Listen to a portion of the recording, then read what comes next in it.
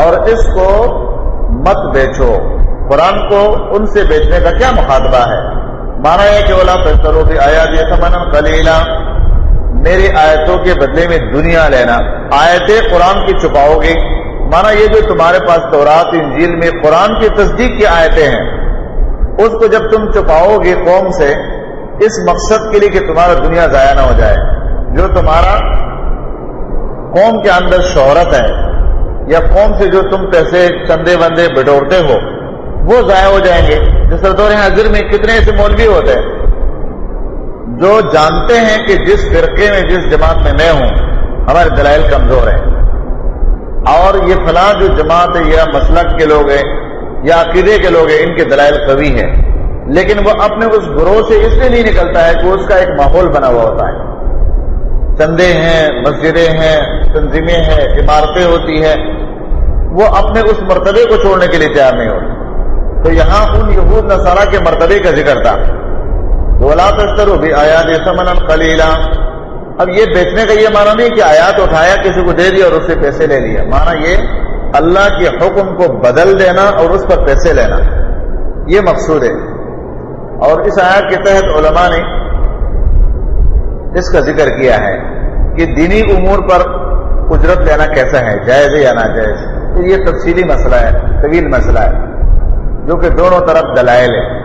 لیکن صحیح بات یہ ہے درس تدریس امامت خطابت جس کو اللہ تعالیٰ نے مال دیا ہے وہ اس کا معاوضہ نہ لے، یہ بہتر ہے. اسی لیے عبادت ہے، اور عبادت میں اخلاص تب زیادہ ہوتا ہے جو اللہ کے ماں سوا کسی اور لالچ پر نہ ہو. اور اب کسی کے پاس وسعت نہیں ہے، مالی قوت اور طاقت نہیں ہے، تو اس کے اوپر معاوضہ لینا اپنی ضرورت کے مطابق ضرورت کو پورا کرنا یہ جائز ہے، جیسے کہ بخاری کی روایت میں ہے اور دیگر دلائل اس کے موجود ہیں. خلاصہ میں نے آپ کے سامنے رکھا. فرمایا وَإِيَّايَ فَاتَّقُونِ، خاص مجھ سے ڈرو. پہلے آیات میں فرمایا کہ فَارْهَبُونِ اور اس میں فرمایا فَاتَّقُونِ. ایک معنی تو علماء نے یہ کیا ہے کہ چونکہ اہل کتاب رہبانیت کے معنی کو زیادہ پسند کرتے تھے تو ان کے لیے بھی لفظ استعمال کیا، اور ہماری شریعت میں رہبانیت کی جگہ پر تقوی کا لفظ استعمال ہوا ہے تو تقوی کا لفظ بھی استعمال ہوا کہ فَاتَّقُونِ. دوسرا معنی یہ کہ تقوی جو ہے یہ ظاہری اعمال میں اور باطنی دونوں میں استعمال ہوتا ہے، کہ دل میں تقوی ہو اور ظاہر میں اس کے اثار آ جائے. اور رہب جو ہے رہبانیت یہ ظاہر کے معنی پر زیادہ لیا جاتا ہے، تو دونوں کو استعمال کیا ہے. اس لیے فرمایا کہ فَاتَّقُونِ وَلَا تَلْبِسُوا الْحَقَّ بِالْبَاطِلِ وَتَكْتُمُوا الْحَقَّ وَأَنْتُمْ تَعْلَمُونَ. اور مت تم خلط مل کرو حق کو باطل کے ساتھ، اور مت چھپاؤ تم حق کو وَأَنْتُمْ تَعْلَمُونَ، اور حال یہ ہے کہ تم جانتے ہو. یہ کتمان حق اور التباس یہ اس وقت کے مولویوں کا مسئلہ تھا اور آج بھی یہی مسئلہ ہے کہ جب آپ کسی سے مسئلہ پوچھو یہ مسئلہ کیسا ہے تو پہلے اس کی یہ کوشش ہوتی ہے، وہ کہیں گے یہ مسئلہ تم کو کس نے بولا یہ چھیڑو، یہ تو علماء کا کام ہے، علماء جانے، علماء کے مسائل جانے، تم جاؤ اپنا کام کرو. تم ڈرائیور ہے تو ڈرائیوری کرو، تم اگر کوئی کاریگر تو اپنی کاریگری کرو. یہ علماء کا کام ہے، 10-12 سال بیٹھ کر مدرسوں میں مسائل حل کرتے ہیں. جاؤ تم اپنا کام کرو. وہ جب دیکھتے ہیں کہ یہ بندہ پھر پوچھتا ہے، یہ بات نہیں آ رہے، اس کو کہیں کوئی مل گیا ہے جو ان کو مسائل بتاتے ہیں، تو پھر اس بندے کو پھیرنے کے لیے دوسرا حربہ استعمال کرتے ہیں. کہتے ہیں دیکھو نبی صلی اللہ علیہ وسلم کے سنت اللہ کو بہت پسند تھے، اور اللہ کے رسول کے نورانی طریقے اللہ کو پسند ہونے کی وجہ سے اللہ نے دنیا میں ایسے فرقے پیدا کیے کہ کوئی شافعی ہے، کوئی مالکی ہے، کوئی حنبلی ہے، کوئی فلاں ہے، تو تمام سنتوں پر عمل ہو رہا ہے، اس لیے کہ یہ اللہ کے نبی کے نورانی طریقے اللہ کو پسند ہے. حالانکہ یہ بات، یہ عقیدہ قرآن کے خلاف ہے. وَلَا يَخَافُونَ مُخْتَلِفِينَ وَلَا يَزَالُونَ مُخْتَلِفِينَ إِلَّا مَن رَحِمَ رَبُّهُ. قرآن کہتا ہے اختلاف اللہ کے رحمت کے مخالف چیز ہے، تو کیا اللہ تعالیٰ نے اپنے بندوں کو خود مخالفت میں ڈال دیا، اپنے رحمت سے دور کر دیا کہ اس میں فرقے پیدا کر دیے؟ یہ بات قطعاً غلط ہے، یہ ایک دھوکہ دینے والی بات ہے، کیونکہ وما ذا بعد الحق الا الضلال، حق ایک طرف ہوتا ہے، اس سے جو بچ جائے وہ گمراہی ہوتی ہے۔ تو یہ لوگوں کو حق سے پھیرنے کے لیے التباس اور کتمان ہے کہ وہ بے حق ہے، وہ بے حق ہے، وہ بے حق ہے اور ہم بے حق ہیں، ایسا نہیں ہوتا ہے، بلکہ یہ حق ہے اور یہ باطل ہے۔ تو جس طرح وہ لوگ نبی صلی اللہ علیہ وسلم کے نبوت اور دعوت کے مقابلے میں یہودیت اور نصرانیت کو اور اسلام کو مکس کر لیتے تھے کہ کچھ مسائل ان کی بھی صحیح ہے، کچھ ہماری صحیح ہے، کچھ مسائل میں یہ لوگ غلطی پر ہے، کئی جگہ ہمارے علماء نے غلطی کی، یہ چیز وہ کرتے تھے۔ تو اللہ رب العالمین نے منع فرمایا وَلَا تَلْبِسُوا الْحَقَّ بِالْبَاطِلِ وَتَكْتُمُوا الْحَقَّ وَأَنْتُمْ تَعْلَمُونَ، حق تم چھپاتے ہو جبکہ تم جانتے ہو یہ حق کیا ہے۔ وَأَقِيمُوا الصَّلَاةَ وَآتُوا الزَّكَاةَ وَارْكَعُوا مَعَ الرَّاكِعِينَ، قائم کرو نماز اور دو زکات، رکوع کرو رکوع کرنے والوں کے ساتھ۔ اس آیت سے علماء نے استدلال کیا ہے کہ باجماعت نماز پڑھنا فرض ہے، وَارْكَعُوا مَعَ الرَّاكِعِينَ، اور رکوع جو ہے یہ عام شریعت کو بھی کہتے ہیں، عام شریعت کے تمام احکام رکوع کے اندر داخل ہیں کہ مسلمانوں کے ساتھ مل کر عمل کرو، کتاب و سنت پر عمل کرو، جو دعوت محمد صلی اللہ علیہ وسلم لے کر آیا ہے اس کو تسلیم کرو، مانو۔ اس کے ماننے کے بغیر تمہارا نجات نہیں ہے، بلکہ ذلت اور رسوائی میں چلے جاؤ گے۔ أَتَأْمُرُونَ النَّاسَ بِالْبِرِّ وَتَنْسَوْنَ أَنفُسَكُمْ وَأَنْتُمْ تَتْلُونَ الْكِتَابَ فَلَا تَعْقِلُونَ، کیا تم حکم دیتے ہو لوگوں کو نیکی کرنے کا، وَتَنْسَوْنَ اور بھول جاتے ہو أَنفُسَكُمْ اپنے نفسوں کو، اپنے جانوں کو، وَأَنْتُمْ تَتْلُونَ الْكِتَابَ اور حالانکہ تم پڑھتے ہو کتاب، أَفَلَا تَعْقِلُونَ کیا تم عقل نہیں رکھتے؟ یہ سخت وعید ہے علم والوں کے لیے ہر دور میں کہ دوسروں کو دین کے دعوت دینا، اپنے آپ کو بلا دینا۔ اور سورۃ صف کے شروع میں اللہ تعالیٰ نے فرمایا یا ایھا الذین آمنوا لم تقولون ما لا تفعلون کبر مقتا عند اللہ ان تقولوا ما لا تفعلون۔ اللہ کے نزدیک یہ بات انتہائی ناپسند ہے کہ دوسرے کو انسان نیکی کی دعوت دے اور خود اس نیکی سے پیچھے رہے، کیونکہ پہلے تو یہ ہے کہ انسان اس نیکی پر خود عمل کرے۔ اس امت کا سب سے پہلے داعی نبی ہے، اور نبی علیہ الصلوۃ والسلام نے جو بھی مسائل بیان کیے ہیں اس عمل پر جس پر نبی مامور تھا اس پر خود وہ پہلے عمل کرتے تھے۔ انا اول العابدین انا اول المسلمین، اسلام کو سب سے پہلے ماننے والا میں ہوں، عبادت کرنے والا اللہ تعالیٰ کا سب سے پہلے میں ہوں، دوسروں کو پھر بعد میں دعوت دیتا ہوں۔ تو اللہ رب العالمین نے فرمایا دوسروں کو نیکی کی دعوت دینا اور اپنے نفسوں کو بلا دینا، اور حال یہ ہے کہ تم کتاب کے پڑھنے والے علماء ہو، افلا تعقلون کیا تمہیں عقل نہیں؟ یعنی یہ تو عقل کے خلاف ہے۔ کوئی کسی کو کہہ دے کہ بھئی یہاں سے چلے جاؤ، کیوں چلے جاؤ؟ ایک عذاب آنے والا ہے، ایک آفت آنے والا ہے، یا زلزلہ ہے، یا کوئی بھی مصیبت کے بعد ہے، تو آپ کیا وہ خود بندہ وہاں کھڑا رہے گا؟ نہیں، جب دوسروں کو ڈراتا ہے تو اس کو تو سب سے پہلے خود ڈرنا ہے، خود پہلے بھاگے گا اور دوسروں کو صرف آواز دے گا کہ بھائی نکلو یہاں سے، ایک عذاب آنے والا ہے، مصیبت آنے کا ہے۔ تو یہ کیسا ہو سکتا ہے کہ جس چیز کا تم دوسروں کو دعوت دیتے ہو اس سے خود تم پیچھے ہو؟ یہ تو بہت زیادتی کی بات ہے، ظلم کی بات ہے۔ تو فرمایا اپنے آپ کو بلا دینا یہ عقل کے خلاف ہے۔ افلا تعقلون کیا تمہیں عقل نصیب نہیں ہے اس معاملے میں؟ پھر اللہ سبحانہ و تعالی نے استعانت کا ذکر فرمایا، وَاسْتَعِینُوا بِالصَّبْرِ وَالصَّلَاةِ، مدد طلب کرو تم نماز کے صبر کے ساتھ اور نماز کے ساتھ، دین پر چلنے کے لیے، پرعزم رہنے کے لیے، یہ عبادات ہے۔ تم تم مستعینوا مدد طلب کرو بالصبر، صبر کے ساتھ، والصلاۃ اور نماز کے ساتھ، وانہا لکبیرۃ یقیناً وہ باری ہے الا علی الخاشعین مگر عاجزی کرنے والوں پر۔ نماز جو ہے یہ بہت باری اور وزنی عمل ہے،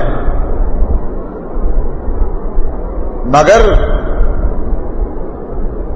جو لوگ اللہ رب العالمین سے ڈر جاتے ہیں، خوف الہی کما حقہ ان کے سینوں میں داخل ہو جاتا ہے،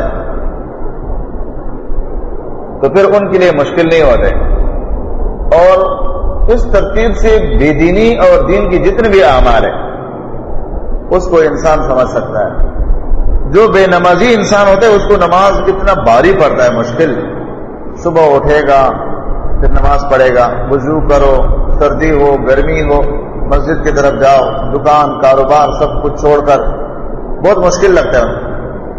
لیکن جو اللہ رب العالمین کے دین پر چلنے والے ہوتے ہیں، دین پر عمل کرنے والے ہوتے ہیں، ان کے لیے کوئی مشکل نہیں ہوتا ہے، بلکہ اگر وہ نماز سے رہ جاتے ہیں تو ان کے لیے بڑا مسئلہ ہوتا ہے، ان کے وجود کے اندر باری پن پیدا ہو جاتا ہے، اس کو اپنا آپ بہت بور لگتا ہے۔ یہ عبادت کے تمام شعبے میں یہ مسئلہ موجود ہے۔ تو فرمایا کہ اس کے لیے سب سے بہترین جو علاج ہے اور طریقہ ہے وہ خشیت الہی ہے، کہ نماز باری نہیں ہوتا ہے ان لوگوں پر جو خاشعین ہیں، اللہ سے ڈرنے والے ہیں، خشیت ان کے دلوں میں داخل ہے۔ اللہ سبحانہ و تعالیٰ نے صبر کا مادہ قرآن کریم میں 103 مقامات پر ذکر کیا ہے، اور اس سے پہلے نسیان کا ذکر گزرا ہے، وَتَنْسَوْنَ أَنفُسَكُم میں وہ 45 مقامات پر قرآن کریم میں آیا ہے۔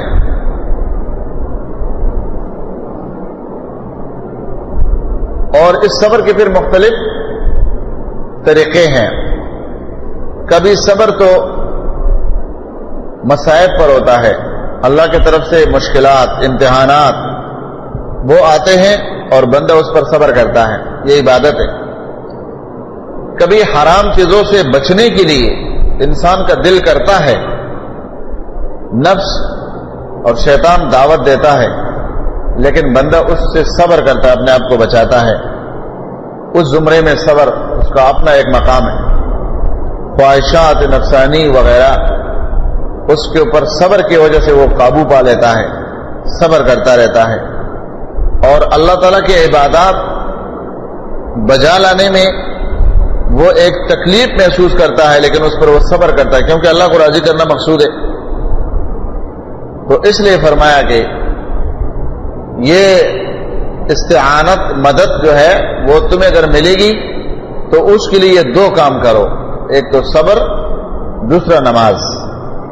فرمایا الذین یظنون انہم ملاقو ربہم وانہم الیہ راجعون، خاشعین کے اوصاف کہ وہ لوگ جو اللہ سے ڈرنے والے ہیں کون ہیں؟ فرمایا الذین، وہ لوگ یظنون جو یقین رکھتے ہیں، انہم ملاقو یقیناً وہ ملنے والے ہیں، ربہم اپنے رب سے، وانہم الیہ راجعون اور یقیناً وہ اس کی طرف پلٹنے والے ہیں۔ یہ خاشعین کی صفت، جب یہ چیز انسان میں داخل ہو جائے کہ میں نے اللہ سے ملنا ہے، میں اللہ کے پاس جاؤں گا، یقینی طور پر جاؤں گا، کوئی شک اس میں نہیں ہے، تو پھر اس کے لیے دنیا کے تمام عبادات آسان ہو جاتے ہیں۔ اس کا ذکر اللہ رب العالمین نے قرآن سورۃ حاقہ میں کیا ہے کہ انی ظننت انی ملاق حسابیہ، یہ آج جو مجھے دائیں ہاتھ میں عمل نامہ ملا ہے، کیوں؟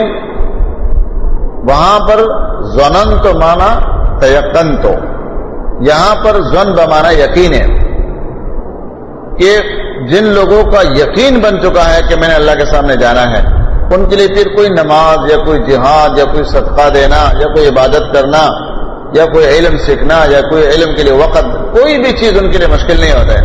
لیکن جب یہ یقین بن جائے کہ میں نے کہاں جانا ہے، اللہ کے پاس جانا ہے، اب جب وہاں جانا ہے تو اس کے لیے تیاری لازمی ہے۔ اس ترتیب سے اگر دنیا کی مثالوں میں آپ جائیں گے تو انسان بڑی آسانی کے ساتھ سمجھ سکتا ہے۔ ایک انسان ہے، وہ کہتا ہے میرا ٹکٹ او کیا ہو گیا ہے، شام 6 بجے میں نے ایئرپورٹ پہ جانا ہے، اب اس کے سامنے تم 1000 کام رکھو، یہ تمہاری دکان کا کام ہے، یہ تمہارے گھر کا کام ہے، تمہارے بھائی یہ کہہ رہے وہ اسپتال میں کوئی بیمار ہے، اس کے کان پر ایک بات بھی نہیں لگی، وہ بولیں گے باقی باتیں چھوڑو، ٹیکسی پکڑو۔ کیوں؟ میرا اوکے ہو چکا ہے، 6 بجے فلیٹ میں نکلنا ہے، وہاں سے جہاز میں جانا ہے، اور میں نے 5 بجے وہاں پہنچنا ہے۔ یہ باتیں بعد میں جب آؤں گا کریں گے، اس لیے کہ اس کا یقین ہے کہ میں نے جانا ہے۔ یہی مثال اللہ کی عبادات کی ہے کہ اگر بندے کا یقین ہو جائے کہ میں نے اللہ کے سامنے جانا ہے، اس کے لیے کوئی عبادت، کوئی شعبہ مشکل نہیں ہوتا ہے کہ وہ اس کے سامنے کوئی بولیں گے ہاں تم نے یہ کام کیا، ہاں جی، ارے تم تو مولوی بن گئے، تم تو بس مجاہد بن گئے، تم تو بھلا، اس کے لیے کوئی عیب ہو جائے گا؟ نہیں ہوگا، کیا ہوا تو میں نے اللہ کے پاس جانا ہے۔ اب جو اتنا بڑا چیز، بڑا مسئلہ اس کے ذہن میں آ گیا ہے، یہ چھوٹے چھوٹے باتیں اس کے اوپر کوئی اثر نہیں کرے گی، یہ اصل ہے۔ اس لیے آگے ان کی صفات بیان کیا کہ الذین یظنون انہم ملاقو ربہم وانہم الیہ راجعون، یہ خاشعین جو ہے ان کا یقین بن چکا ہے کہ وہ اپنے رب سے ملاقات کریں گے یا اسی کی طرف پلٹ کر جائیں گے۔ پھر اللہ سبحانہ و تعالیٰ نے بنی اسرائیل کے سامنے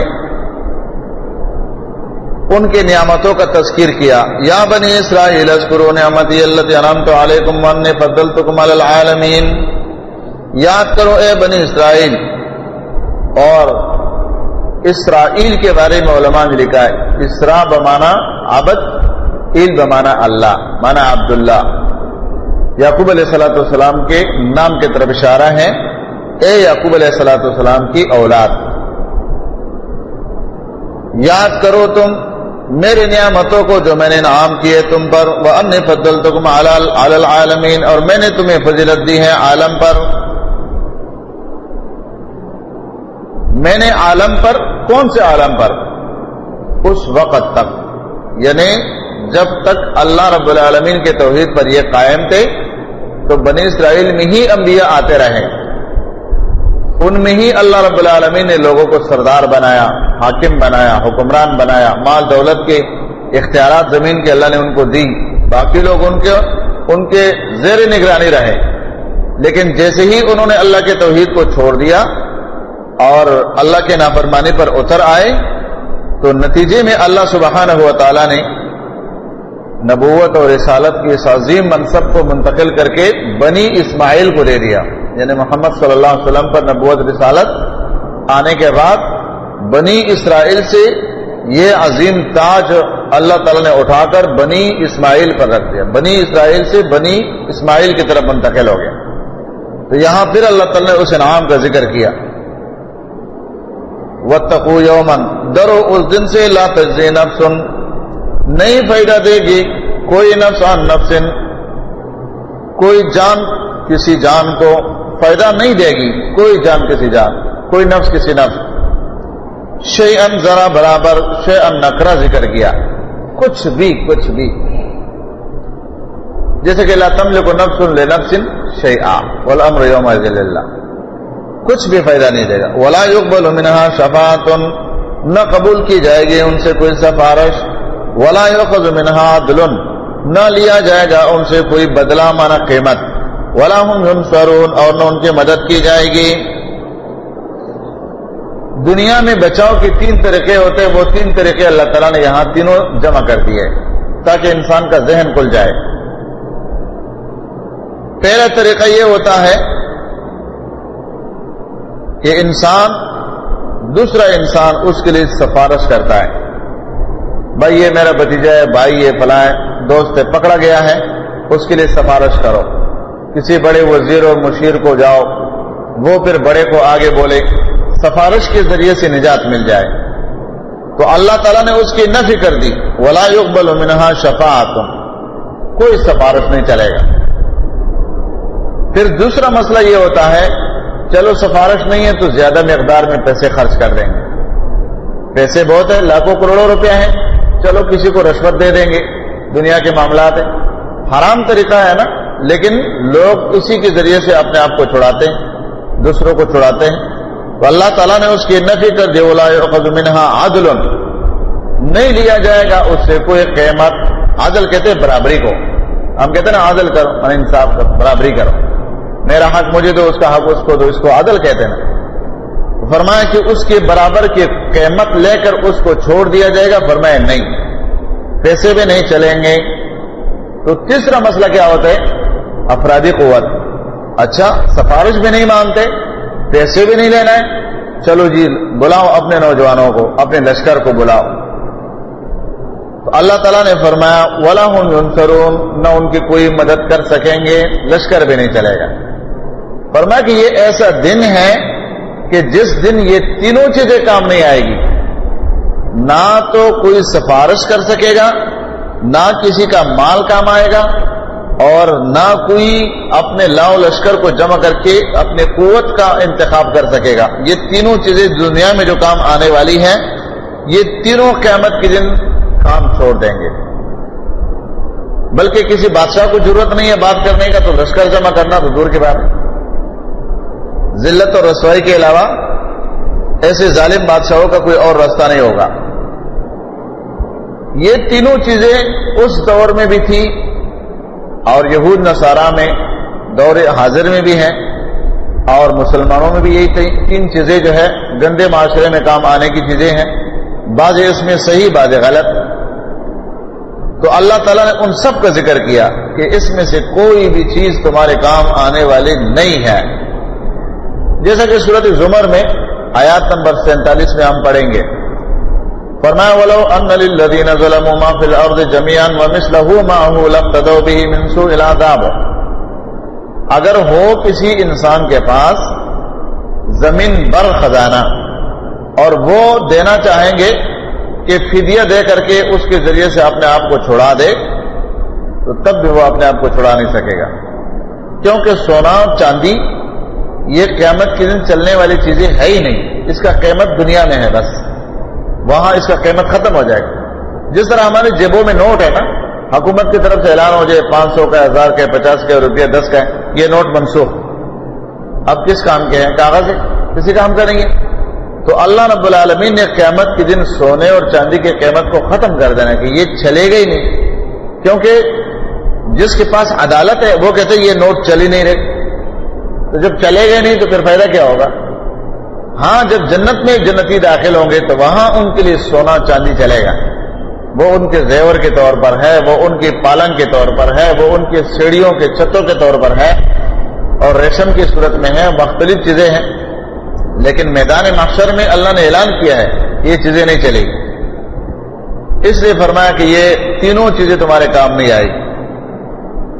وَإِذْ نَجَّيْنَاكُمْ مِنْ آلِ فِرْعَوْنَ يَسُومُونَكُمْ سُوءَ الْعَذَابِ، اور جب نجات دی ہم نے تم کو فرعون کے ساتھیوں سے، آل فرعون سے، پہنچاتے تھے تمہیں وہ سوء العذاب، سخت عذاب۔ یذبحون ابناءکم، ذبح کرتے تھے وہ تمہارے بیٹوں کو، ویستحیون نساءکم، زندہ چھوڑتے تھے وہ تمہارے عورتوں کو، بیٹیوں کو۔ وفی ذالکم، اور اس کام میں بلا و آزمائش تھی، من ربکم، تمہارے رب کی جانب سے، عظیم، بہت بڑی۔ یہ بنی اسرائیل کے سامنے اللہ تعالیٰ انعامات رکھتا ہے کہ دیکھو یہ میرا کتنا بڑا انعام تھا کہ فرعون جیسے ظالم تمہارے پر مسلط ہو گیا، کیونکہ اس نے ایک یہ خواب دیکھا کہ مصر سے ایک روشنی خواب کی حالت میں نے دیکھا ہے، وہ بلند ہوا ہے، اور شام سے بلند ہو کر کے وہ مصر کے بستیوں میں داخل ہو گئے، بیت المقدس سے اٹھا ہے اور مصر کی بستیوں میں بنگلوں میں داخل ہو گئے۔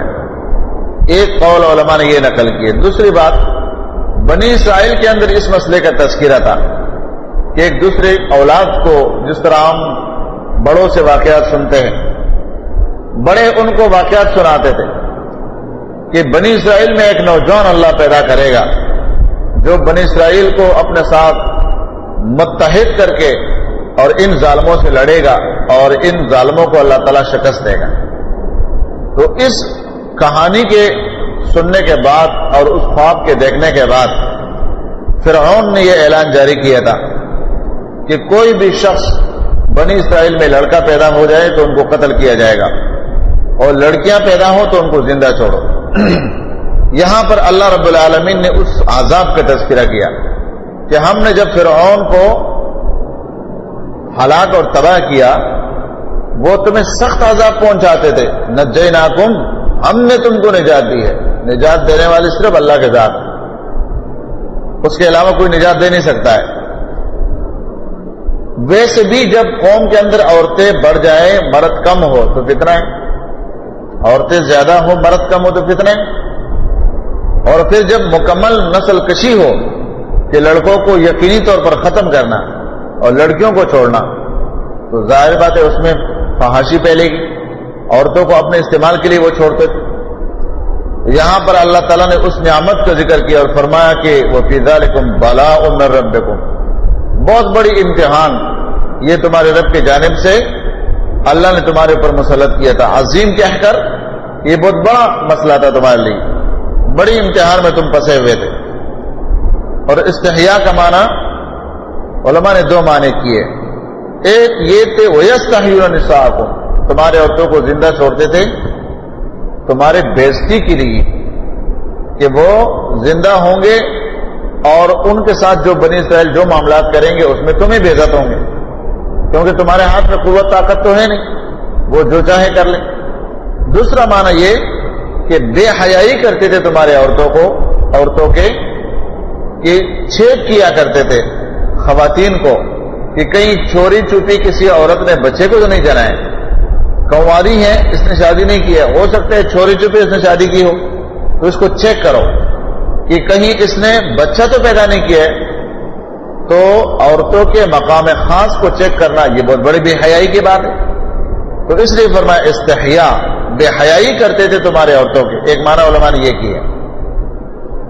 فرمایا وَإِذْ فَرَقْنَا بِكُمُ الْبَحْرَ، اور یاد کرو جب ہم نے پھاڑا ہم نے تمہارے اوپر سمندر کو. فَأَنْجَيْنَاكُمْ، پس تمہیں نجات دی. وَأَغْرَقْنَا، اور غرق کیا ہم نے آل فرعون کو. وَأَنْتُمْ تَنْظُرُونَ، اور تم دیکھ رہے تھے. یاد کرو جب ہم نے سمندر میں تمہیں پار کیا اور تمہاری دشمن کو سمندر میں اتار کر اور سمندر کے اندر ان کو غوطے دے دیے، جبکہ تم دیکھ رہے تھے، تمہارے آنکھوں کے سامنے یہ سب کچھ ہوا ہے، تم اس کے خود گواہ ہو. یہ بنی اسرائیل کے سامنے مخاطبہ ہے.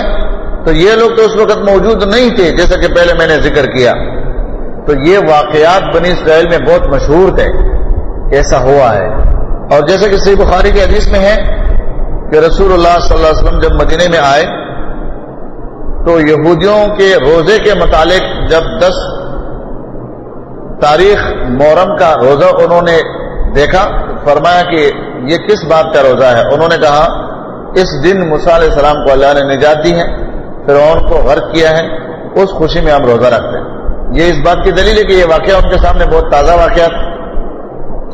اس لیے اللہ رب العالمین نے ان کی اولادوں کو مخاطب، بنی اسرائیل کو مخاطب کیا کہ دیکھو یہ معاملہ تمہارے بڑوں کے ساتھ گزرا ہے اور یہ تمہارے لیے بہت بڑا انعام.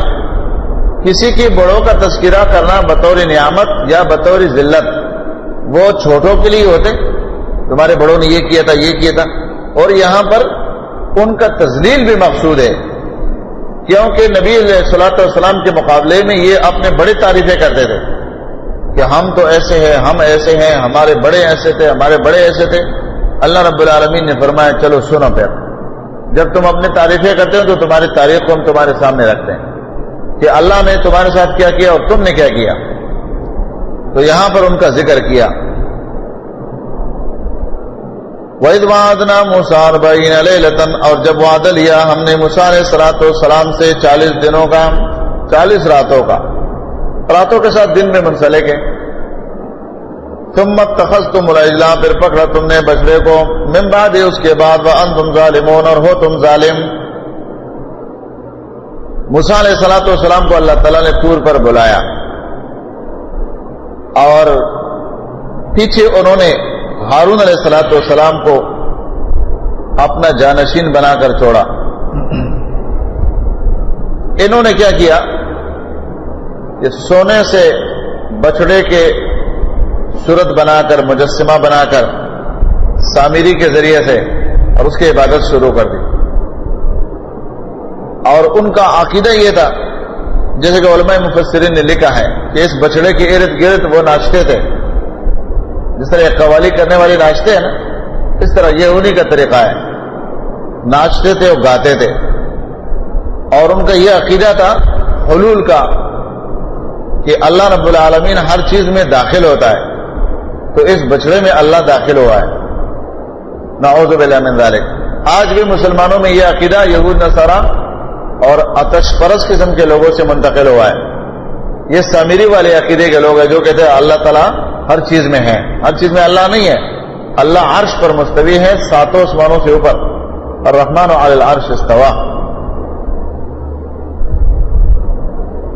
اس اللہ تعالیٰ نے اپنے فوقیت خود بیان کی ہے، وَهُوَ الْقَاهِرُ فَوْقَ عِبَادِهِ، وہ غالب بادشاہ اپنے بندوں سے اوپر ہے۔ تو جب 40 راتوں کے لیے موسیٰ علیہ السلام طور پر چلے گئے، پیچھے سے انہوں نے یہ معاملہ گڑھ لیا کہ بچڑے کی عبادت شروع کی۔ اللہ فرماتے ظالم، تم ظالم، یہ تم نے ظلم کیا ہے۔ ثم عفونا عنکم، پھر ہم نے معاف کیا تم کو، من بعد ذلک، اس کے بعد، لعلکم تشکرون، تاکہ تم شکر ادا کرو، شکر ادا کرو۔ شکر کے لیے لازم ہے کہ اللہ رب العالمین کے احکامات کو ماننا پڑے گا۔ اللہ کے احکام کے ماننے کے بغیر زبان سے بندہ 1000 دفعہ کہہ دے شکر شکر شکر، اس سے شکر ادا نہیں ہوتا ہے۔ شکر کی ادائیگی کے لیے لازم ہے کہ انسان کا عقیدہ اور عمل اللہ تعالیٰ کے شریعت کے مطابق ہو جائے، یہ ہے شکر، جو ظاہر اور باطن برابر کر دے۔ یہاں پر اللہ سبحانہ و تعالیٰ نے دوسرے نبی کا نام ذکر کیا، موسیٰ علیہ السلام، اور پہلے اسرائیل جو یعقوب علیہ السلام کا ذکر تھا، اس سے پہلے آدم علیہ السلام کا ذکر تھا۔ یہاں موسیٰ علیہ السلام کا ذکر آیا، اور سب سے زیادہ تذکرہ قرآن میں اگر کسی نبی کا ہے تو وہ موسیٰ علیہ السلام، 136 مقام پر تو صرف اس کا نام ذکر ہوا ہے، موسیٰ علیہ السلام۔ تو فرمایا کہ تم نے ظلم کیا ہے بچڑے کے عبادت کا عمل کرتے ہوئے، اور پھر بھی ہم نے تم کو معاف کیا، مانا تمہارے بڑوں کو معاف کیا، تمہارے نسلوں کو ختم نہیں کیا۔ پھر اللہ سبحانہ و تعالیٰ نے اور ان کے مظالم کا ذکر کیا اور اپنے انعامات کا۔ وَإِذَا آتَيْنَا مُوسَى الْكِتَابَ، اور جب دیا ہم نے موسیٰ علیہ السلام کو کتاب، والفرقان، اور فرق کرنے والے چیز، مانا معجزے، لعلکم تہتدون، تاکہ تم ہدایت پاؤ۔ اس وقت کو بھی یاد کرو جب ہم نے موسیٰ علیہ السلام کو کتاب دی اور معجزے، فرق دینے والے، فرق کرنے والے معجزے، تاکہ تم ہدایت پا لو، پھر بھی تم نے معارضہ کیا، مخالفت کی۔ وَإِذْ قَالَ مُوسَىٰ لِقَوْمِهِ يَا قَوْمِ إِنَّكُمْ ظَلَمْتُمْ أَنفُسَكُمْ، اور جب فرمایا، کہا موسیٰ علیہ السلام نے اپنے قوم سے، اے میرے قوم کے لوگوں، انکم ظلمتم، یقیناً تم نے ظلم کیا، انفسکم، اپنے آپ پر، باتخاذکم العجل، بوجہ بنا لینے کے تمہارے بچڑے کو معبود ہوں۔ جب تم نے بچڑے کو معبود بنایا تو یہ تم لوگوں نے اپنے نفسوں پر ظلم کیا ہے۔ فتوبوا الی بارئکم، پس توبہ کرو تم اپنے پیدا کرنے والے کی طرف۔ فاقتلوا انفسکم، پس قتل کرو اپنے نفسوں کو۔ ذالکم خیر لکم، یہ بہتر ہے تمہارے لیے، عند بارئکم، تمہارے پیدا کرنے والے کے نزدیک۔ فتاب علیکم، پس وہ متوجہ ہوگا تم پر۔ انہ هو التواب الرحیم، یقیناً وہ بہت توبہ قبول کرنے والا، رحم کرنے والا ہے۔ اس عمل کے بعد موسیٰ علیہ السلام نے ان کو توبے کی دعوت دی کہ تم لوگوں نے جو کچھ کیا یہ تم لوگوں نے اپنے نفسوں پر ظلم کیا ہے۔ اب اس کا علاج یہ ہے کہ تم ایک دوسرے کو قتل کرو، یعنی یہ معنی نہیں جو ہماری شریعت میں ہے کہ کوئی شخص پاک دامن ہونے کے بعد، شادی شدہ ہونے کے بعد زنا کا ارتکاب کرتا ہے تو شرعی حکومت کی موجودگی میں اس کو اختیار ہے کہ اپنے آپ کو قتل کے لیے پیش کرے۔ جیسا کہ ماعز اسلمی رضی اللہ تعالیٰ عنہ نے رسول اللہ صلی اللہ علیہ وسلم کے سامنے اپنے آپ کو پیش کیا تھا کہ طہرنی یا رسول اللہ کے نبی میں نے زنا کیا ہے، میں شادی شدہ ہوں، مجھے پاک کر دو۔ تو ان کی شریعت میں یہ قانون تھا کہ تم لوگوں نے کفر کیا ہے، بچڑے کی عبادت کی ہے، تو اب موسیٰ علیہ السلام نے ان کے سامنے شریعت کا مسئلہ رکھا کہ تم اپنے آپ کو قتل کرنے کے لیے پیش کرو اور اس طریقے سے تمہاری پاکی ہو جائے گی۔ لیکن اس کے لیے وہ کہاں تیار تھے؟ جب اطاعت کے لیے تیار نہیں تھے تو یہ تو اطاعت کا انتہائی مرحلہ ہے نا۔ جس طرح جہاد ہمارے شریعت میں عبادت کا سب سے اعلیٰ مرتبہ ہے، کیونکہ جہاد میں نفس کے جانے کا خطرہ یقینی ہوتا ہے۔ یہاں پر نفس کے جانے کا یقینی خطرہ تھا کہ آپ نے آپ کو پیش کرو کہ لو جی مجھے قتل کرو اس لیے کہ میں نے بچڑے کی عبادت کی۔ فرمایا وَإِذْ قُلْتُمْ يَا مُوسَىٰ، اور یاد کرو اس وقت کو جب تم نے کہا اے موسیٰ لن نؤمن لک، ہرگز ہم تجھ پر ایمان نہیں لائیں گے، حتی نری اللہ جہرتن، یہاں تک کہ دیکھ نہ لے ہم اللہ تعالیٰ کو آمنے سامنے علانیہ طور پر۔ فَأَخَذَتْكُمُ الصَّاعِقَةُ، پس پکڑ لیا تم کو بجلی نے، عذاب نے پکڑ لیا، وَأَنْتُمْ تَنْظُرُونَ، اور تم دیکھ رہے تھے۔ ثُمَّ بَعَثْنَاكُمْ، پھر ہم نے زندہ کیا تم کو، مِن بَعْدِ مَوْتِكُمْ، تمہارے موت کے بعد، لَعَلَّكُمْ تَشْكُرُونَ، تاکہ تم شکر ادا کرو۔ وَظَلَّلْنَا، اور سایہ کیا ہم نے، عَلَيْكُمُ الْغَمَامَ، تمہارے اوپر بادلوں کا، وَأَنزَلْنَا، نازل کیا ہم نے، عَلَيْكُمُ الْمَنَّ، تمہارے اوپر من، وَالسَّلْوَىٰ، سلویٰ، کلو کھاؤ، من طیبات، پاکیزہ چیزوں میں سے، ما رزقناکم، جو دیا تھا ہم نے تمہیں، وما ظلمونا، نہیں ظلم کیا انہوں نے ہم پر، ولکن کانوا انفسہم یظلمون، لیکن تھے وہ اپنے اوپر ہی ظلم کرتے۔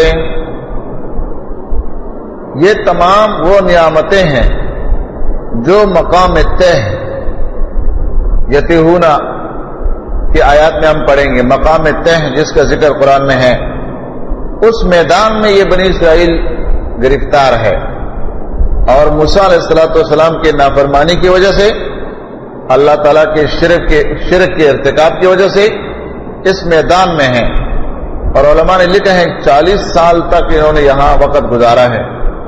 ان کی کئی نسلیں جس طرح بڑے لوگ گزر گئے اور لوگ جوان ہو گئے، بلاغت کو پہنچ گئے، لیکن اس میدان میں رہیں، یہاں تک کہ بعد میں ان کے آنے والے نسلوں میں اللہ تعالیٰ نے ایسے لوگ پیدا کیے جو توحید والے تھے، اور انہوں نے رسول کے ساتھ مل کر، نبی کے ساتھ مل کر بیت المقدس کو آزاد کیا اور اس میں داخل ہو گئے۔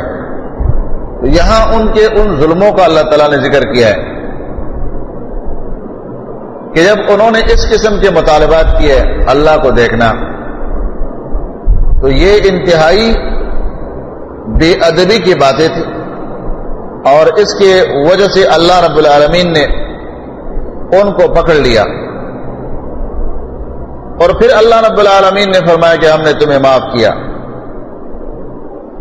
اور اس میں علماء نے لکھا ہے کہ مرتد کو توبے کی دعوت دینا صحیح ہے، اس لیے کہ یہ تو کفر کر چکے تھے،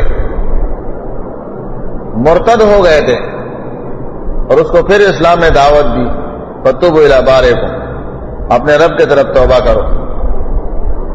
پھر مختلف انعامات کا ذکر کیا اللہ تعالیٰ نے، دوبارہ سے زندہ کرنا، جس کا تفصیلی ذکر آگے ہم پڑھیں گے۔ موسیٰ علیہ السلام پریشان ہو گئے کہ اللہ، یہ سرداران ہیں قوم کے، اگر یہ مر گئے اور ان کے لاشوں کو چھوڑ کر میں اکیلا چلے جاؤں، یہ تو میرے لیے بڑا فتنہ ہوگا۔ پہلے سے قوم کے لوگ میرے مخالف، اللہ تعالیٰ نے ان کو پھر زندہ کیا، یا اس کو دوسرے معنوں میں جو ایک تفسیر کے مطابق سب کو بے ہوش کر دیا، ایسے بے ہوشی جیسے کہ انسان میں بالکل دم محسوس نہ ہو، اور بعد میں پھر اللہ تعالیٰ نے ان کو اٹھایا موسیٰ علیہ السلام کی دعا سے، اور پھر اس مقام پر اللہ تعالیٰ نے ان کے اوپر اس میدان میں سایہ بنایا، کھانے کے لیے من اور سلوا، پرندوں کی صورت میں بٹیر، اور دودھ کی صورت کی طرح من، کھانے والی چیز جو کہ جس کو ملائی کے طور پر استعمال ہوتا ہے، پنیر جس کو آپ کہہ سکتے ہیں، نبی صلی اللہ علیہ وسلم نے کمبی جو ہے، کمبی اس کو من کہا ہے، من، کہ یہ جو ہے ہماری امت کے لیے من ہے، جو بغیر کسی کسب اور محنت سے انسان کے لیے زمین سے نکلتا ہے، اور اس کے پانی کے بارے میں صحیح بخاری کی روایت ہے کہ اس کے پانی جو ہے وہ آنکھوں کے لیے بہت مفید ہے، اور اس کو من قرار دیا۔ فرمایا کلوا من طیبات ما رزقناکم، کھاؤ جو پاکیزہ ہم نے تم کو رزق دیا اس میں سے کھاؤ، مانا اللہ کی نعمتوں کو کھاؤ، اللہ کی نعمتوں کو استعمال کرو اور اللہ تعالیٰ کا شکر ادا کرو بطور عبادت۔ فرمایا وما ظلمونا ولکن کانوا انفسهم یظلمون، یہ جو تمہارے بڑے گزرے ہیں انہوں نے جو کچھ بھی کیا ہے ان کا نتیجہ ان کو ملا ہے، انہوں نے ہم پر ظلم نہیں کیا بلکہ اپنے جانوں پر انہوں نے ظلم کیا ہے۔ فرمایا وَإِذْ قُلْنَا ادْخُلُوا هَٰذِهِ الْقَرْيَةَ، اور یاد کرو جب ہم نے کہا داخل ہو جاؤ اس بستی میں، فَكُلُوا مِنْهَا، پس کھاؤ اس میں سے، حَيْثُ شِئْتُمْ، جہاں تم چاہو، رَغَدًا، فراغت سے، وَادْخُلُوا الْبَابَ، داخل ہو جاؤ دروازے پر، دروازے میں داخل ہو جاؤ، سجداً، سجدہ کرتے ہوئے، وَقُولُوا، اور کہو، حِطَّةٌ، معاف کر دے ہمیں، مانا بخش دے ہم کو، نغفر لکم، معاف کر دیں گے ہم تمہیں، خطایاکم، تمہارے خطائیں، وسنزید المحسنین، ان قریب زیادہ دیں گے ہم احسان کرنے والوں کو اجر۔ اللہ سبحانہ و تعالیٰ نے فرمایا کہ اس بستی میں داخل ہو جاؤ، اور جو اس بستی کا دروازہ ہے اس میں تم نے جھک کر داخل ہونا ہے۔ جھک کر داخل ہونے کے بجائے انہوں نے کیا کیا، وہ سرنوں کے بل داخل ہو گئے، سر تو انہوں نے اللہ کے سامنے جھکانا ہی نہیں تھا۔ حکم کی تبدیلی، جب ایک انسان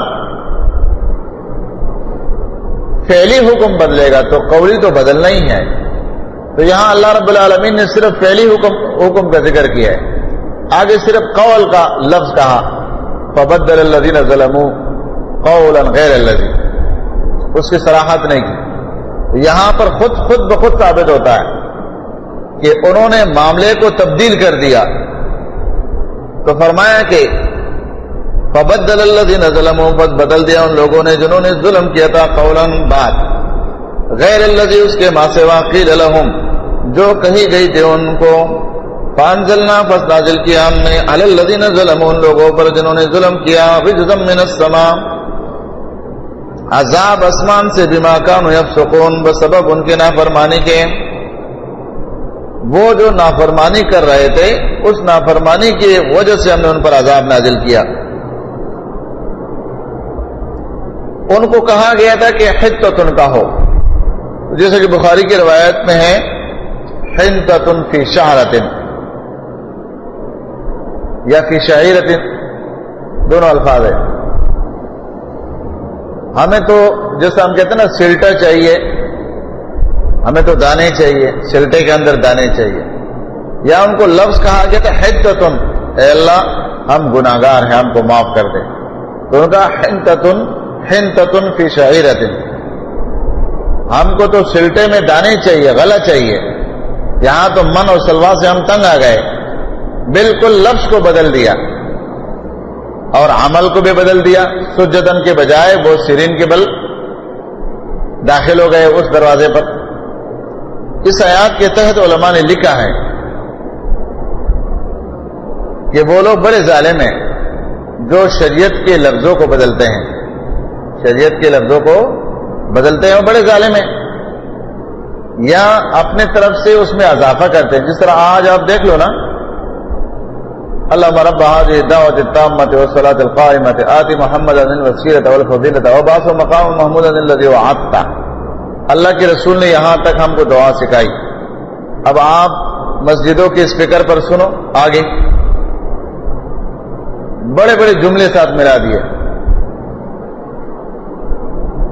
جو زبان پر عربی میں آ جائے وہ اس کے ساتھ ویلڈنگ کر لیتے ہیں۔ دلیل پوچھو، کوئی دلیل نہیں۔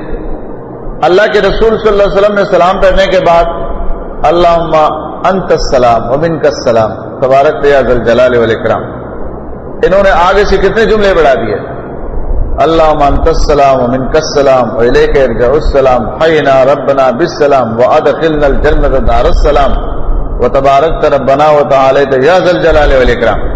حدیث میں کہا ہے؟ کہیں بھی نہیں ہے، کہیں بھی حدیث میں نہیں ہے۔ اور مسجدوں کے محرابوں میں یہ آوازیں گونج رہی ہے، اسپیکر پر لوگ پڑھ رہے ہیں، پوچھنے والا کوئی نہیں ہے کہ کون سے اسٹیشن سے یہ بول رہے ہیں، کیونکہ جب دین کے بارے میں تحقیق ختم ہو گیا ہے، تحقیق کرنا ہی نہیں ہے، مولوی جانے مولوی کا دین جانے، تو وہ جو مرضی کر لے، تحقیق کا مادہ ختم ہو گیا ہے۔ تو یہاں پر مفسرین نے لکھا ہے فبدل الذین ظلموا قولا غیر الذی قیل لهم، کہ جو لوگ دین کی باتوں کو بدلتے ہیں وہ بڑے ظالم ہیں۔ یہ ظلم اس امت میں بھی اور اس امت میں بھی جاری، دین کو بدلتے ہیں، تو اس کو اللہ تعالیٰ نے ظلم قرار دیا ہے۔ اور عذاب کی مختلف شکلیں ہوتی ہیں، جو آج بھی ہمارے قوم پر عذاب ہے، اس کی بنیادی وجہ کیا ہے؟ لوگوں نے شریعت کے عقیدے کو بدل دیا اور لوگوں نے شریعت کے لفظوں کو بدل دیا۔ تو جب یہ ساری چیزیں بدلنا شروع ہو گئے تو اللہ تعالیٰ نے اپنا رحمت بھی بدل دیا عذاب کی صورت میں، امت کے رفعات کو اللہ تعالیٰ نے ذلت میں تبدیل کر دیا۔ اس لیے یہ مسئلہ بہت اہم اور ضروری ہے کہ مسلمان جو ہے وہ شریعت کی طرف پلٹ آئے۔ طیبات کا ذکر قرآن کریم میں 50 مقام پر آیا ہے مختلف معنوں کے ساتھ، من طیبات۔ یہاں پر اللہ سبحانہ و تعالیٰ نے بنی اسرائیل کے خباستوں کا ذکر کیا، اور ان خباستوں میں خاص خاص چیزیں بتا دی۔ ان کے بڑے بڑے گناہ تھے مختلف، لیکن ان میں سے خاص خاص چیزیں جو ان امتیوں کے لیے اہم تھی، اہم، وہ اللہ رب العالمین نے یہاں ذکر کر دیے، کیونکہ قرآن کریم خاص باتوں کو ذکر کرتا ہے۔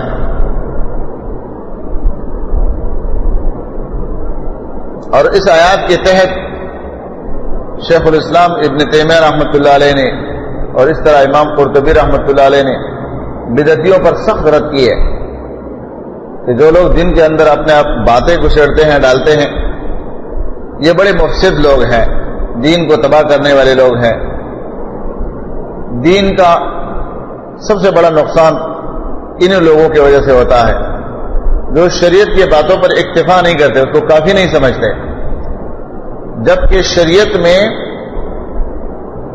یہ سخت قانون اللہ نے رکھا ہے کہ نبی کو بھی اپنے طرف سے بات کرنے کی اجازت نہیں ہے۔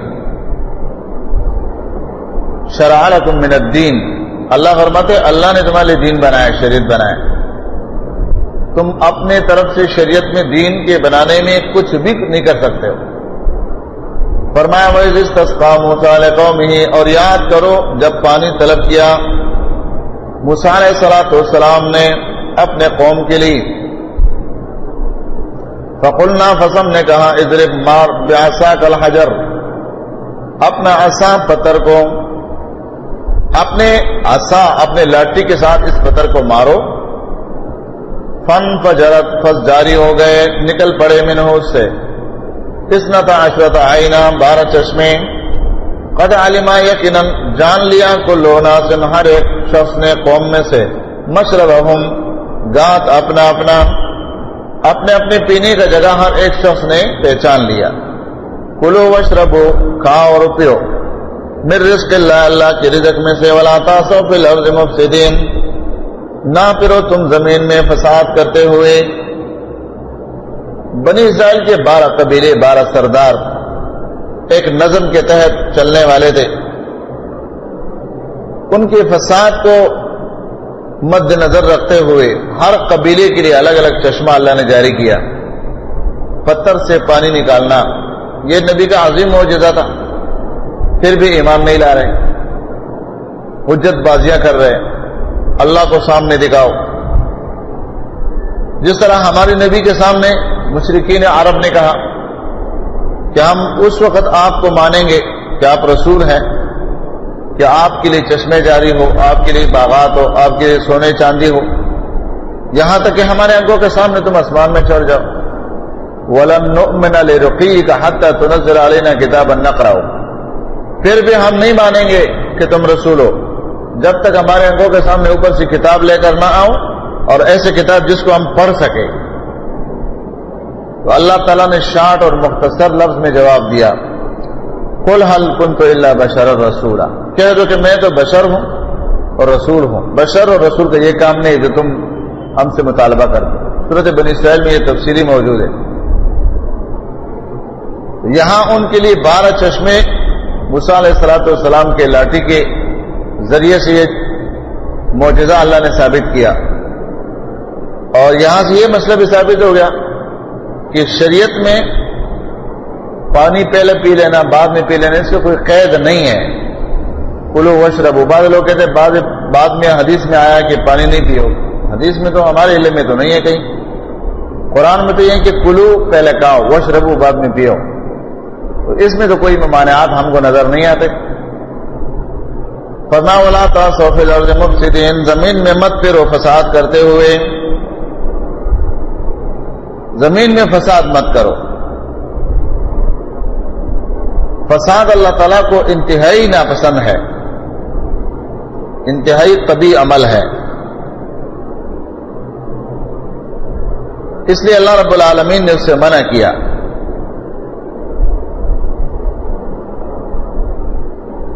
لیکن اللہ تعالیٰ کے منع کو انہوں نے نہیں مانا، فساد کو انہوں نے جاری رکھا۔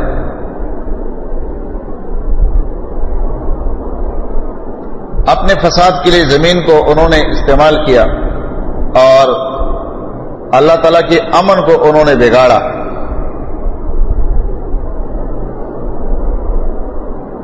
عیش کا لفظ اللہ رب العالمین نے یہاں استعمال کیا، وَلَا تَعْثَوْا، اور اس کے معنی ہے سخت فساد کرنا، سخت فساد، اپنے آپ کو فساد سے بچاؤ۔ اور وَلَا تَعْثَوْا یہاں پر سخت فساد کا لفظ استعمال اس لیے کہ یہ سخت فسادی تھے، زمین کے اندر تم نے سخت فساد پھیلایا ہے۔ وَإِذْ قُلْتُمْ يَا مُوسَىٰ، اور جب کہا تم نے اے موسیٰ علیہ السلام، لَن نَصْبِرَ، ہرگز ہم صبر نہیں کریں گے، عَلَىٰ طَعَامٍ وَاحِدٍ، ایک کھانے پر، فَادْعُ لَنَا رَبَّكَ، مانگ ہمارے لیے اپنے رب سے، یخرج لنا، کہ نکالے ہمارے لیے، مما، ان چیزوں میں سے، تنبت الارض، جو اگائے زمین، من بقلها وقثائها، اپنے ترکاری، بقل اس کے جمع بقول، ہر قسم کے سبزیاں، وقثائها اور ککڑی، وفومها اور گندم، وعدسها اور مسور، وبصلها اور پیاز۔ اور ایک معنی فوم کا معنی لہسن، لہسن کے معنی میں بھی استعمال ہوا ہے۔ قال، فرمایا موسیٰ علیہ السلام نے، تستبدلون الذی، کیا تم تبدیل کرتے ہو اس چیز کو، ہوا ادنا، جو معمولی ہے، بالذی، اس چیز کے بدلے، ہوا خیر، جو بہتر ہے۔ بہت بہتر چیز کو معمولی چیز پر تبدیل کرتے ہو، کہاں گوشت پرندے کا، کہاں تمہارے لیے پنیر، اور کہاں تم سبزی کے مطالبے کرتے ہو، یہ پیاز لے کے آؤ، یہ دال لے کے آؤ، یہ ککڑی چاہیے ہم کو، یہ سبزیاں چاہیے۔ اصل میں جس قوم کے اندر رذالت آ جائے تو رفعت سے وہ ذلت کی طرف جا رہے ہیں۔ دور حاضر میں آپ دیکھ لیں کہ مسلمانوں کے اندر جو حکمران ہیں، کیا ان کے لیے یہ بہتر ہے کہ مسلمانوں کے نوجوانوں پر وہ صحیح مسلمان حکمران بن جائے اور یہ مسلمان نوجوان ان کے لیے فدائی ہو، یا ذلت اور رسوائی میں جا کر یہود نصارہ کے جوت اور پالش کرے؟ تو یہ ان کے لیے بہتر ہے۔ یعنی دور حاضر میں اگر آپ دیکھیں، پوری دنیا میں نظر ڈالیں تو مسلمان حکمرانوں کے لیے، اگر یہ مسلمان ہو جائے حکمران، تو ان کے لیے دنیا میں ایسے نوجوان موجود ہیں جو ان کے بال گرنے بھی نہیں دیں گے اور اپنا خون اور اپنے گوشت لٹا دیں گے۔ تو یہ بہتر ہے اگر یہ اسلام کے منصب پر آ جائے جو رفعت کا مدار ہے، یا یہ بہتر ہے کہ یہ مسلمانوں کے ساتھ تو دشمنی کرے، اسلام سے دشمنی کرے، یہود و نصارا کے حکمرانوں کے سامنے جوتے سیدھا کریں، اپنوں کے بھی دشمن اور غیروں کے بھی جوتا پالش کریں، یہ بہتر ہے۔ یہی مثال یہاں ہے کہ کیا یہ ساگ، یہ سبزیاں بہتر ہیں، یا یہ جو تمہارے سامنے من اور سلوا آ رہا ہے یہ بہتر ہے؟ یہ جب قوم کے ضمیری پستی ہو جاتی ہے نا تو وہ پستی کی طرف جا رہے ہیں، رفعات کو چھوڑ کر پستی کی طرف جا رہے ہیں۔ تو یہاں پر اس لیے انہوں نے کہا اتستبدلون الذی هو ادنی بالذی هو خیر، بہتر چیز کو تم معمولی چیز پر تبدیل کرتے ہو۔ اگر ایسا ہے تو اہبطوا مصرا، جاؤ پھر تم شہر میں داخل ہو جاؤ۔ فإن لکم ما سألتم، یقینا ہے تمہارے لیے جو تم سوال کرتے ہو، تمہارے لیے یہ ہے، لیکن تم کو کیا کرنا ہے؟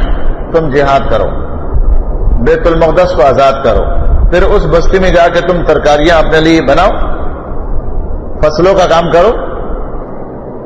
وَضُرِبَتْ عَلَيْهِمُ الذِّلَّةُ، مسلط کر دی گئی ان پر ذلت، والمسکنہ اور محتاجی، فقیری، وباؤ اور پلٹ آئے وہ بغضب من اللہ، اللہ کے غضب میں، اللہ کے ساتھ جو انہوں نے معاملہ کیا اس کی وجہ سے اللہ کے پکڑ غضب میں آ گئے۔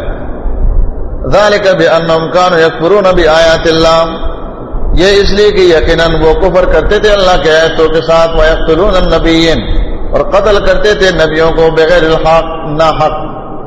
ذالک بما عصوا، یہ اس لیے کہ انہوں نے نافرمانی کی، وکانوا یعتدون، اور تھے وہ حد سے تجاوز کرنے والے، متجاوزین الحق تھے وہ۔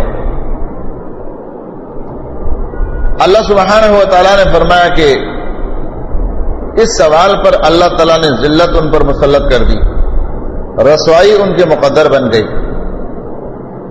پہلے ہم پڑھ چکے تھے غضب کے اسباب میں کفر جو ہے، انبیاء کا قتل، حق سے روگردانی، یہ غضب کے اسباب میں سے ہیں۔ وَلَضَّالِّينَ کے تشریح میں ہم نے پڑھ لیا تھا، یکفرون بآیات اللہ ویقتلون النبیین بغیر الحق۔ حق کیا ہے؟ حق تو یہ ہے کہ اگر کسی مسلمان نے کسی کا قتل کیا ہے تو چلو اس کو قتل کرنا حق ہے، شریعت نے اجازت دے دی ہے۔ یا اگر کوئی شخص مسلمان اور شادی شدہ ہے اور اس نے گناہ کیا، زنا کیا ہے، تو اس کا قتل کرنا حق ہے۔ تو ان نبیوں نے کیا کیا ہے کہ تم لوگوں نے بغیر کسی قصور کے ان کو قتل کر دیا ہے، اور یہ اس بات کی صریح دلیل ہے کہ بنی اسرائیل نے انبیاء کو قتل کیا ہے۔ بعض لوگوں نے اس میں بھی شبہات کی کوشش کی ہے کہ نہیں، نبیوں کو انہوں نے قتل نہیں کیا، اور اللہ نے وعدہ کیا ہے کہ ہم نبیوں کو بچائیں گے۔ نبیوں کو بچانے کا وعدہ یا غالب کرنے کا وعدہ، اس کا یہ معنی نہیں ہے کہ کوئی نبی قتل نہیں ہوگا، اس کا یہ معنی نہیں ہے کہ دنیا میں ان کو کوئی تکلیف نہیں پہنچے گا، نہیں، یہ سب کچھ اپنی جگہ ہے، لیکن انبیاء کا قتل کرنا بنی اسرائیل کے بارے میں قرآن کے بہت سارے آیتوں سے ثابت ہے، اور یہ آیات اس میں صریح ہے، وَيَقْتُلُونَ النَّبِيِّينَ، اور حد سے تجاوز کرنا، یہ ان آیتوں میں اللہ رب العالمین نے اس کی صراحت کر دی، یہ کام انہوں نے کیا ہے۔ پھر اللہ رب العالمین نے دعوت دی کہ یہ خصلتیں سب کے سب تمہارے اندر موجود، یہ سب کچھ تمہارے بڑوں نے کیا ہے، اور اس وقت تم اس پر قائم ہو، گزر رہے ہو، لیکن اب اللہ رب العالمین اس نتیجے کے بعد ان کو دعوت دیتے ہیں کہ ان الذین آمنوا، یقیناً وہ لوگ جنہوں نے ایمان لایا، والذین ہادوا، اور جو یہودی ہوئے، والنصارى، اور جو نصارا ہیں، والصابئین، صابئین، ان میں سے من آمنا، جو بے ایمان لائے، باللہ، اللہ کے ساتھ، والیوم الآخر، اور آخرت کے دن کے ساتھ، وعمل صالحا، اور نیک اعمال کیے، فلہم اجرہم، ان کے لیے اجر ہے ان کا، عند ربہم، ان کے رب کے پاس، ولا خوف علیہم ولا هم یحزنون، نہ وہ کوئی خوف ہوگا ان پر اور نہ وہ غمگین ہوں گے۔ اس میں جمی کو دعوت دے دیا ہے کہ اللہ سبحانہ و تعالی نے فرمایا کہ تم اپنے آپ کو یہودیت کی طرف منسوب کرتے ہو یا نصرانیت کی طرف منسوب کرتے ہو، یا جو سابئین ہیں تاروں کی عبادت کرنے والے جو کہ کسی کتاب کی طرف منسوب نہیں ہے، بت پرست ہے یا آتش پرست ہے، جو بھی ہے، فرمایا من آمن باللہ، جو بھی ایمان لائے اللہ کے ساتھ اور قیامت کے دن، قیامت پر ایمان، اللہ پر ایمان، وعمل صالح، اور نیک عمل کرے، تو اللہ رب العالمین کی نزدیک ان کے لیے اجر ہے۔ اجر یہ دعوے پر اجر نہیں ملتا ہے بلکہ عمل پر ملتا ہے۔ ان میں سے جو بھی اللہ تعالیٰ کے ان بتائے ہوئے اصولوں پر چلے گا تو فرمایا وَلَا هُمْ يَحْزَنُونَ، نہ وہ غمگین ہوں گے، اس غم سے اللہ تعالیٰ ان کو نجات دے گا۔ وَإِذَا أَخَذْنَا، اور جب لیا ہم نے مِيثَاقَكُمْ، پختہ وعدہ تم سے، وَرَفَعْنَا، اٹھایا ہم نے، فَوْقَكُمُ الطُّورَ، اوپر تمہارے پاڑ، طور کے پاڑ کو، خُذُوا، تم پکڑ لو، مَا آتَيْنَاكُمْ، جو دیا ہم نے تمہیں، بِقُوَّةٍ، قوت کے ساتھ، وَاذْكُرُوا، یاد کرو، مَا فِيهِ، جو کچھ اس میں ہے، لَعَلَّكُمْ تَتَّقُونَ، تاکہ تم بچو۔